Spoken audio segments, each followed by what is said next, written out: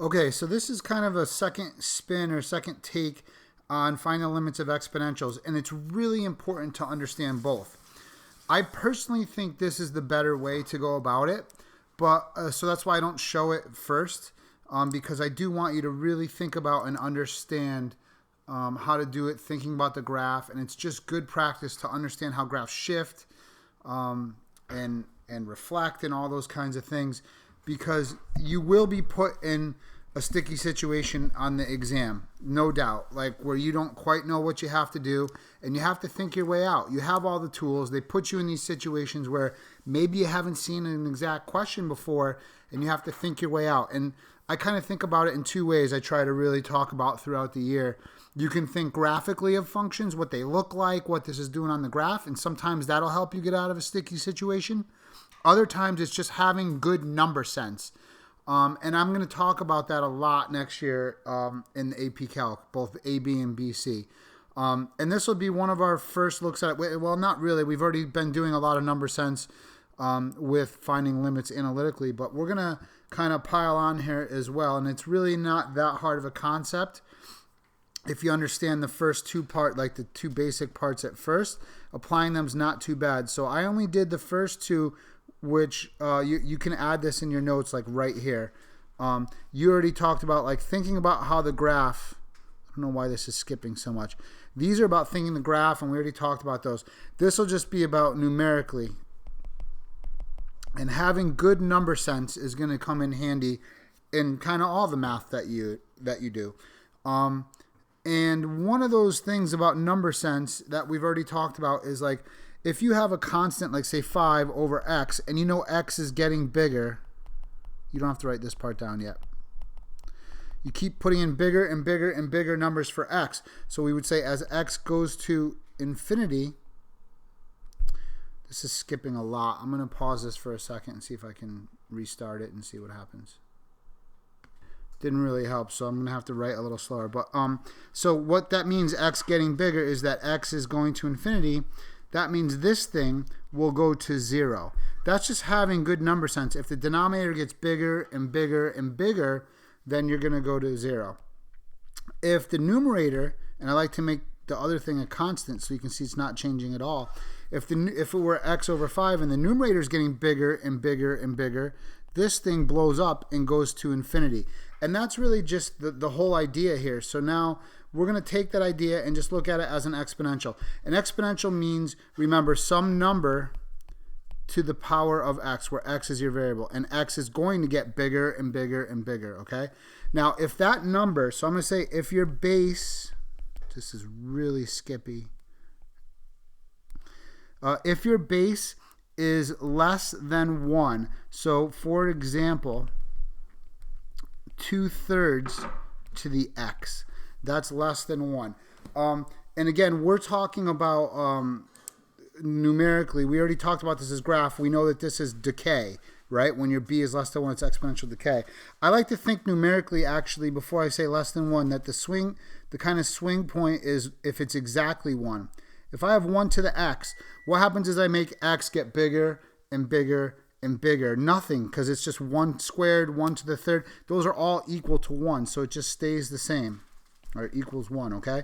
But if that base is less than 1, that means that you're doing something like 2/3 squared means 2/3 times 2/3. And then if I make it 2/3 to the third, then it would be 2/3 times 2/3 times 2/3.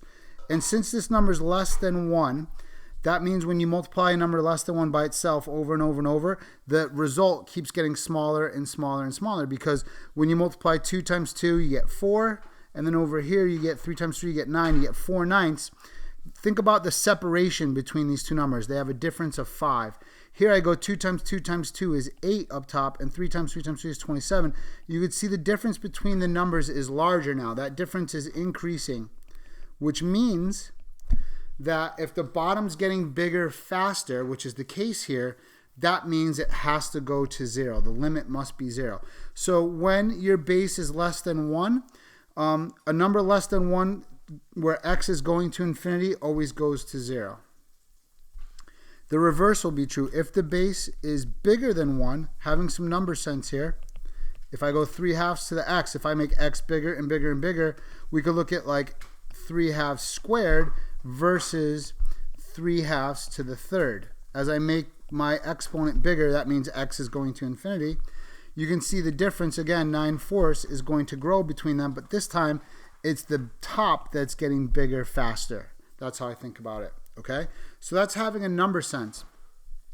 So what I want to say here is that when the base is less than 1 and x goes to infinity, then that thing is going to go to 0. And when the base is larger than 1 and x goes to infinity and x gets larger and larger, the power gets larger and larger and larger, then that overall part goes to infinity. So we already did number 1 graphically. I'm going to try it now with numerical sense. So the base is less than 1. So 2/3 now I have to plug in. I'm going to try it. So when you do this number sense, it's like you're actually doing direct substitution. I'm going to plug in infinity. So I have 2/3 to the negative infinity minus 1 minus 2. Now we start with the exponent always and we kind of simplify it. So negative infinity minus 1, that's still just negative infinity. You subtract 1 from negative infinity, it doesn't do anything. I could add 1,000, it's still negative infinity. So now I'm going to say that this can be thought of as 2/3 to the negative infinity minus 2. Now we're going to, once we have the exponent kind of simplified down to infinity or negative infinity, we're going to deal with this exponential. That part's the exponential. Now I didn't talk about what if the exponent goes to negative infinity. I only said if it goes to infinity. So you always, if you're doing this number sense way, you need to make your exponent positive infinity. So this goes back to a property of exponents. If I have a over b to an exponent, to a negative exponent, I could call it a to the negative k, b to the negative k, and the negative exponents can switch if they're positive, meaning the b to the negative k can come to the top and become b to the positive k, and then the a to the negative k can come to the bottom and become a to the positive k. You can make negative exponents positive by moving the base from the top to the bottom or vice versa. Then, using this property that I use from here to here, I can use it backwards to rewrite this as b over a to the k. So what I did was essentially I took this negative exponent and I made it positive. You just have to take the reciprocal of the fraction of the base. So in this thing, I need that exponent to always be positive infinity for my number sense way. So I'm going to call this 3 over 2 to the positive infinity minus 2. Now that it's positive infinity, I can tell this exponential, if I'm plugging it, if I always have it to infinity, it's either going to go to infinity or to 0. That's always the case.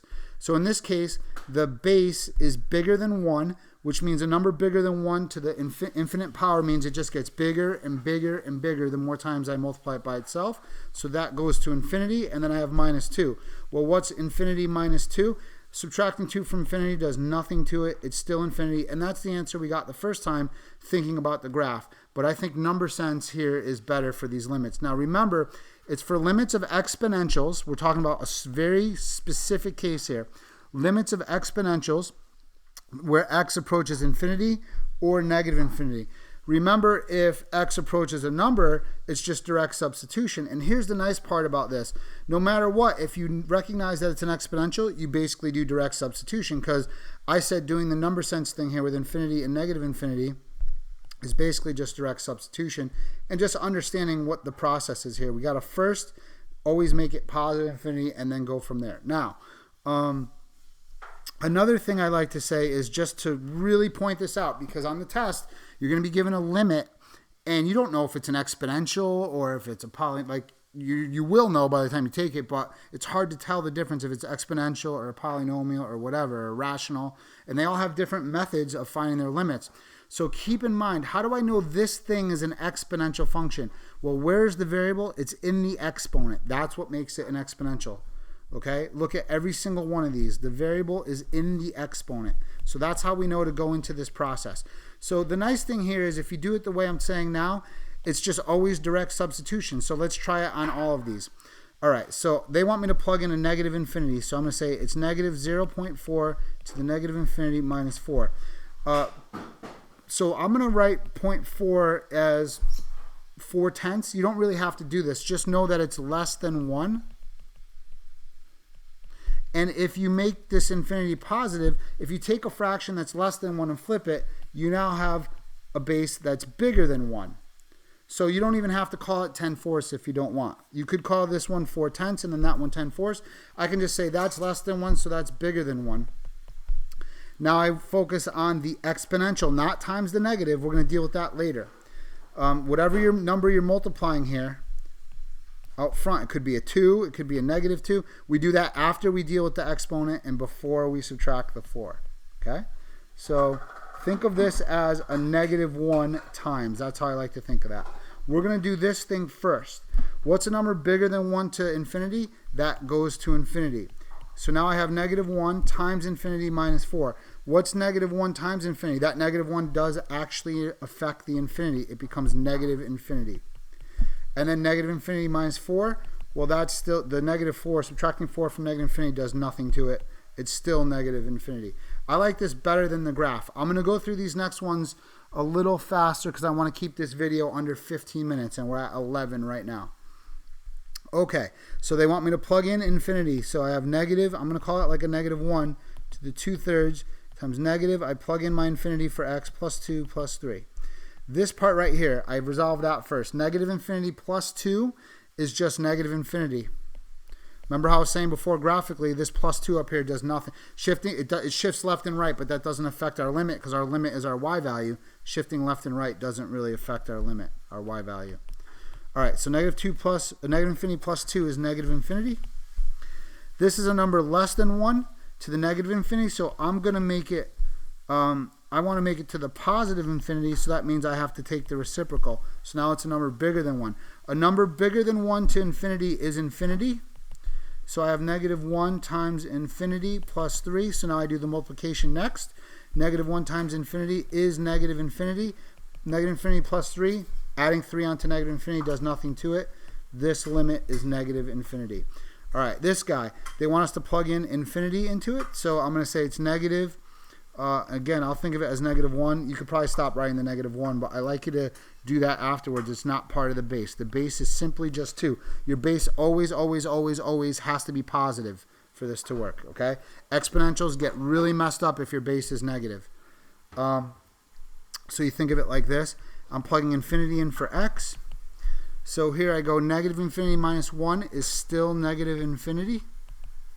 I can never have negative infinity with this method, so I'm going to change it to positive infinity. And what do I know about the base? If I change the sign of the exponent, I have to take the reciprocal.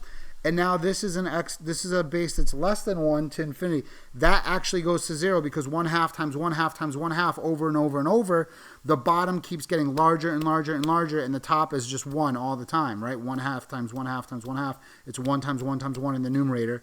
So this thing goes to 0 times -1 plus 2. So now I do the multiplication. What's 0 times -1? Well, that's 0 plus 2. So this limit is 2. All right, we're at 13.5 minutes. We can do this. I'm going to speed it up a little more. All right, so you need to know that E is about 2.72. The idea here is that it's bigger than 1. That's all that you care about.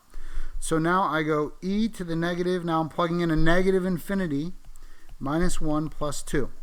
So I'm going to rewrite this part. I'm going to say negative times a negative is positive infinity minus 1 plus 2. Infinity minus 1 is still just infinity. So E is a number bigger than 1, and I already have positive infinity, so that means a number larger than 1 to the infinity is going to still be infinity, and then when I add 2 to it, it's still just infinity. All right, over here, again, I have my number less than 1. I'm plugging in infinity for x. I'm doing a direct substitution. So I have a negative 0.4 to the positive infinity minus 4. My infinity is positive. I don't include the negative here. I just look at this base. Number less than 1 to the infinity goes to 0. So now I have a negative 0 minus 4. Again, you could think of this as -1 times 0, however you want. 0 minus 4 is -4. That should be your answer for this one. How we doing on time here? This is 14.5 minutes. And these are just direct substitution because it's not infinity or negative infinity. So you plug in the 3, you plug in the -2, and just simplify, and you get a number, and that's your answer. All right, so this is how you're going to do them, in my opinion. This is the better way to do it than think about the graph. But you need to know both things just in general. It's just good math.